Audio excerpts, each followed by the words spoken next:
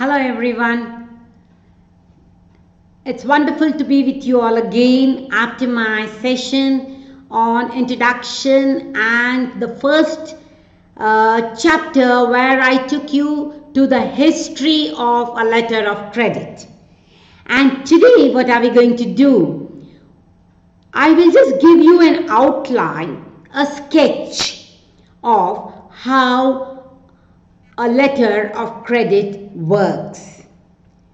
To tell you in a simple and easy way, let us say a seller and a buyer are not knowing each other. Whereas when you go to a shop or you go to a mall, you like some item. Immediately you will see the quality, the price, and make a decision whether to buy it or not. Whereas when the exporter and the importer are far apart, they do not know each other, then what is that which is helping them to supply the goods and make the payment? So here comes an example where, let us say we have a very good account of Messrs. BHEL, Bharat Heavy Electricals Limited.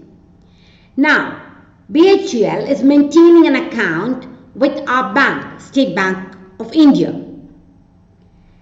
Now, BHEL would like to import some oil rigs for their company. They search through the mails and the Google and they come to know there is a very good supplier in US. And his name is Mr. Redson. So Redson is supplying oil rigs to BHEL. Now Redson and BHEL come into a conversation or through mail. Redson finds that if he supplies the material and if it does not get the payment, what to do me my stake? Similarly, BHEL thinks if I send the advance remittance first and I don't get my goods, what is my stake? So, both enter into a contract stating, Redson says to Mr. BHEL, you can go to your bank in India and open a letter of credit in my favor. And BHEL at the same time would like to know what are the different documents that can be supported to know the real evidence that the oil rigs are being supplied by Mr. Redson.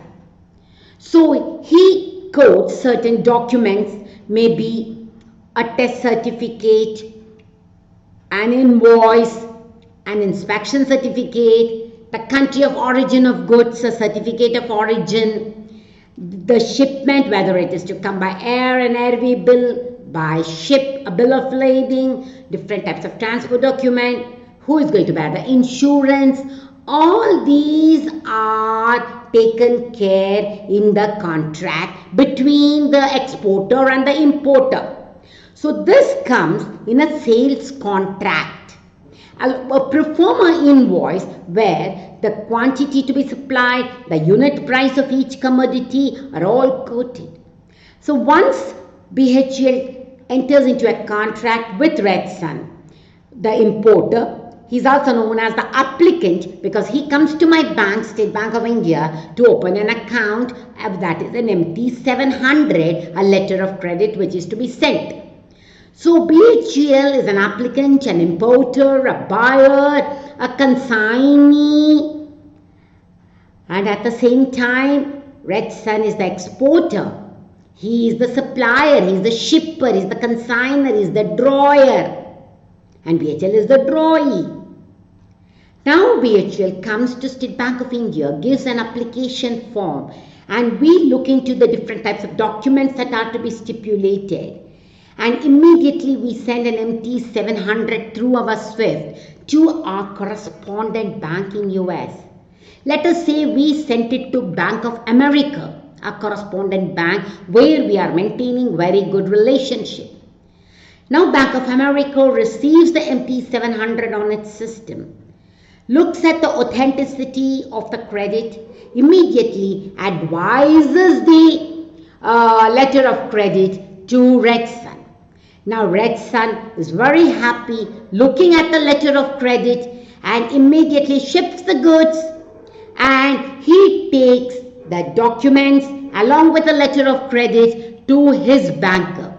Let us say Standard Chartered Bank is his banker, and he asked Standard Chartered Bank, this is my letter of credit, these are the documents which are stipulated in the letter of credit, kindly negotiate it. Standard Chartered Bank examines the documents, negotiates it, hands over the money to Red Sun, taking their charges. If it is $100 commodity, maybe he gets 90, then goes for his bread and butter. Now Standard Chartered, they have given their own funds, they have negotiated the document and handed over their own funds. They send the documents to State Bank of India, and State Bank of India looks at the method of payment, the settlement method, whether it is a side payment, an acceptance, a deferred payment undertaking, and then it debits the BHL account and sends the amount to the Nostro account, which it maintains with Bank of America. Now Bank of America maintains our Nostro account, the amount gets credited. At the same time, State Bank of India sends another message to Standard Chartered.